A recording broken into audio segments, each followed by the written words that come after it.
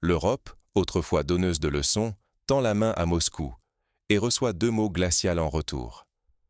Oui, vous avez bien entendu, après avoir affirmé pouvoir se passer du gaz russe, imposé des sanctions et rompu des contrats en fanfare, Bruxelles en est venue à réclamer du gaz gratuit à la Russie. Officiellement, il s'agit d'une aide humanitaire.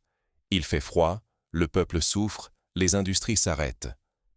Mais la réponse du Kremlin ne se fait pas attendre.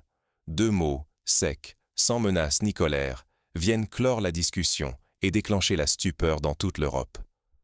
Pour l'UE, c'est la douche froide. La Russie ne cède pas, ne quémande pas et ne joue plus selon les anciennes règles. Ce refus net, loin d'être un simple caprice, expose la réalité que beaucoup refusèrent de voir. L'Europe s'est piégée elle-même, et sa prétendue autonomie énergétique s'effondre. Si Bruxelles n'obtient pas ce gaz, ce sont des usines qui ferment, des factures qui explosent, la colère qui monte, et la crédibilité de tout un continent qui vacille. Mais comment une telle inversion totale des rapports de force a-t-elle pu se produire? Pour comprendre, il faut revenir au début de cette saga énergétique. Il y a quelques années à peine, c'était l'âge d'or du partenariat gazier euro-russe. Dans les couloirs feutrés de Bruxelles, on évoquait un avenir radieux, fait de coopération énergétique et de croissance partagée. L'Europe se voyait déjà maître de son destin, persuadée qu'elle pourrait se passer du gaz russe d'un simple claquement de doigts. Les ambitions étaient grandes: diversification des sources, transition verte accélérée, indépendance vis-à-vis de Moscou. Mais la réalité était bien différente. Quand les tensions géopolitiques ont explosé, l'Europe a cru pouvoir imposer sa volonté par des sanctions massives, des ruptures de contrats historiques, et même, souvenez-vous, des explosions mystérieuses de pipelines, symbole d'une pression idéologique sans précédent. L'objectif? Mettre Moscou à genoux, prouver que le vieux continent pouvait survivre sans l'ombre du Kremlin. De l'autre côté, la Russie a observé, imperturbable. Elle n'a pas répliqué par la menace ou le chantage, mais en laissant l'énergie prendre une place nouvelle. Non plus simple matière première, mais véritable levier d'influence. Dans cette partie d'échecs, Gazprom n'était plus seulement un fournisseur, mais un acteur clé du rapport de force mondial. Et puis, le choc. Les réservoirs européens se sont vidés plus vite que prévu. L'hiver s'est annoncé rude. L'industrie allemande, autrefois prospère, a commencé à ralentir. En France, on a coupé le chauffage dans certains bâtiments publics. L'inflation s'est envolée, les factures de gaz sont devenues un sujet de crispation nationale. Pendant ce temps, les citoyens et les entreprises ont découvert, parfois douloureusement, que la promesse d'indépendance cachait une dépendance plus profonde que jamais. La stabilité énergétique, patiemment construite pendant des décennies, s'est effondrée en quelques mois à peine. Des milliers d'emplois sont menacés, certaines usines ferment ou délocalisent, et la confiance envers les dirigeants européens s'effrite au fil des crises. Sur la scène internationale, l'Europe, jadis donneuse de leçons, perd en crédibilité et en influence, contrainte de réclamer ce qu'elle avait voulu refuser hier. Mais qu'a donc provoqué la demande européenne de gaz gratuit? Et surtout, la réponse russe. Lorsque la réalité frappe, les masques tombent. La dépendance ne se cache plus. L'Europe, persuadée de pouvoir imposer ses règles et de se passer du gaz russe, se retrouve soudain à supplier Moscou de rouvrir les vannes qu'elle avait elle-même fermées. C'est une humiliation à grande échelle. Les dirigeants européens, après avoir martelé leur indépendance à coups de slogans, se retrouvent confrontés à une vérité crue. Leur puissance n'était qu'un mirage, leur autonomie énergétique une illusion. Pendant que Bruxelles organise des réunions de crise, les usines s'arrêtent en Allemagne, la France rationne le chauffage, et partout, les citoyens réalisent que leur confort a été sacrifié sur l'autel du dogme politique. Le choc est brutal, des décennies de stabilité mises à mal en quelques mois, parce qu'on a voulu croire que l'Europe tenait toutes les cartes. Et c'est là que la Russie, loin de profiter de la situation pour se venger ou faire du chantage, adopte une posture inattendue. Vladimir Poutine, dans une formule devenue symbolique, répond simplement « plus jamais ». Ce n'est pas une menace, ni même un refus par orgueil. C'est la fin de l'ère de la complaisance. Moscou refuse désormais d'être le fournisseur docile ou le dépanneur de dernière minute. Sa réponse n'est pas un non catégorique, mais une invitation à un autre type de relation. Une relation où l'énergie n'est plus donnée, mais échangée, respectée, méritée. Dans les coulisses, la panique s'installe à Bruxelles. Les politiciens s'accusent mutuellement, cherchent des solutions de fortune, négocier par des intermédiaires, inventer des trocs, proposer des arrangements temporaires. Mais rien n'y fait. Moscou ne cède plus à la pression et ne rentre pas dans le jeu du marchandage désespéré. Le nouveau mot d'ordre, c'est la dignité. La Russie affirme clairement qu'elle ne fournit ses ressources qu'à ceux qui respectent le contrat, qui font preuve de réciprocité et non de mépris ou d'accusations gratuites. L'énergie n'est plus un acte charitable, ni une arme de chantage. Elle devient une monnaie d'échange entre partenaires adultes. Et cette leçon est rude pour l'Europe. En refusant d'admettre ses erreurs, en persistant dans la posture du donneur de leçons, le vieux continent s'est isolé. Le gaz américain, plus cher et moins fiable, devient la seule alternative, tandis que les réserves européennes s'amenuisent et que la colère sociale monte. Les citoyens, eux, ne s'y trompent plus. Dans les commentaires sous les articles, une question revient sans cesse. Pourquoi avoir tout détruit, pour maintenant devoir supplier d'être aidés? La crédibilité des dirigeants s'effondre, les gouvernements vacillent, et l'industrie menace de partir.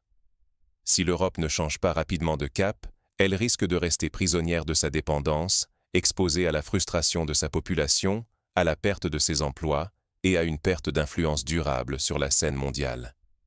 Car cette rupture va bien au-delà du gaz ou du pétrole. Elle redessine en profondeur l'équilibre des forces sur la planète. Le jeu a changé. L'Europe n'est plus le centre.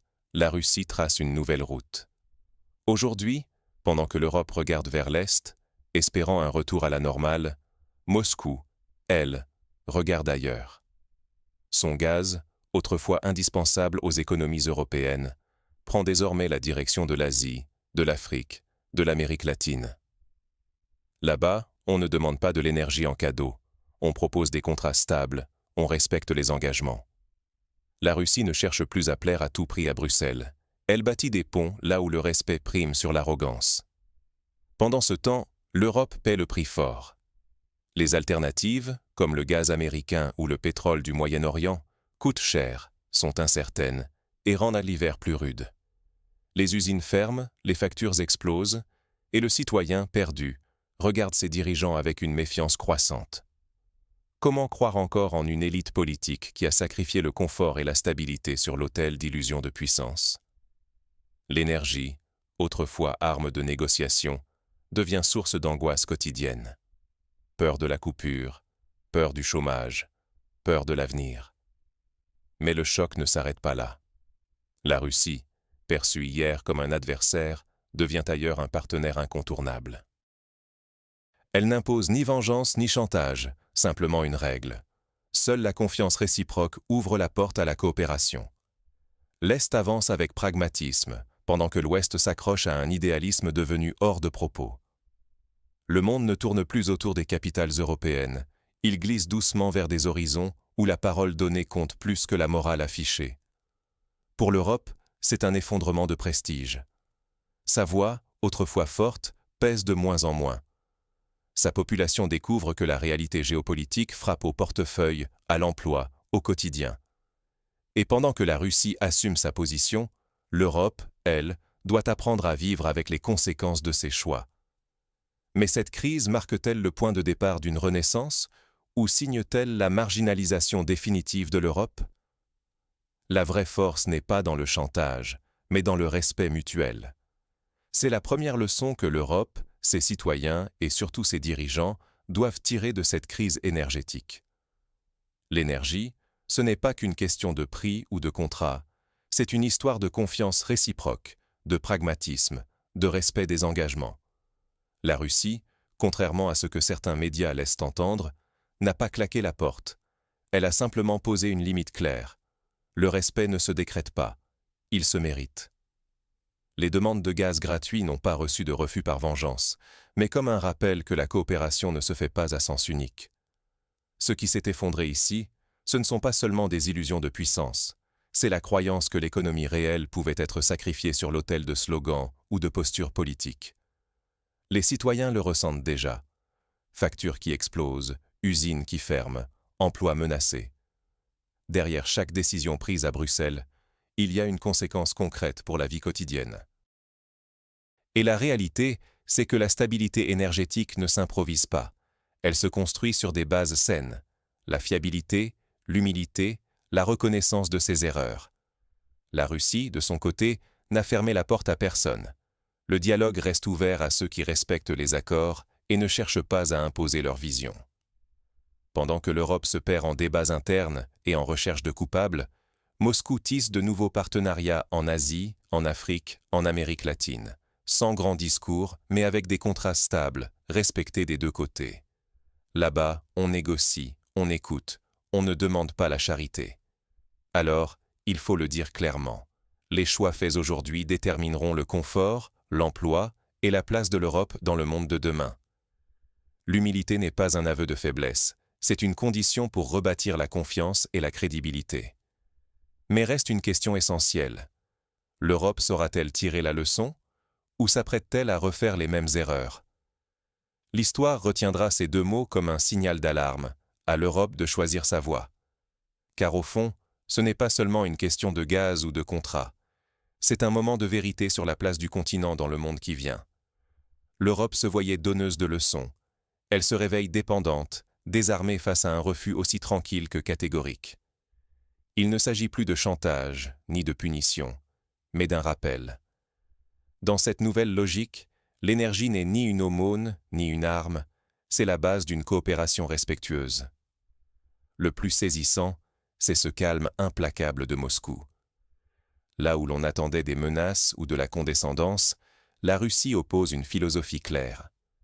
Le partenariat ne se quémande pas, il se mérite. Cette posture, sans arrogance mais sans concession, déstabilise bien plus que n'importe quelle sanction. Elle oblige l'Europe à regarder en face ses propres fragilités, flambée des factures, usines à l'arrêt, colère sociale qui monte. Et pendant que les dirigeants cherchent des coupables ailleurs, le monde se réorganise. L'Asie, l'Afrique, l'Amérique latine, tous comprennent mieux que l'Europe d'aujourd'hui que le respect ne se négocie pas au rabais, il se construit dans la durée. Voilà le vrai risque. Si l'Europe refuse de sortir de ses illusions, elle finira spectatrice d'un monde où elle n'est plus la référence. Les conséquences? Moins d'emplois, moins de pouvoir, moins de sécurité. Pourtant, tout n'est pas perdu. Il suffit d'un sursaut, d'une prise de conscience collective pour redevenir crédible et bâtir des partenariats solides, d'égal à égal. La leçon est simple mais exigeante. Le respect n'est pas un dû, c'est une conquête. À l'Europe d'en tirer les conséquences avant qu'il ne soit trop tard.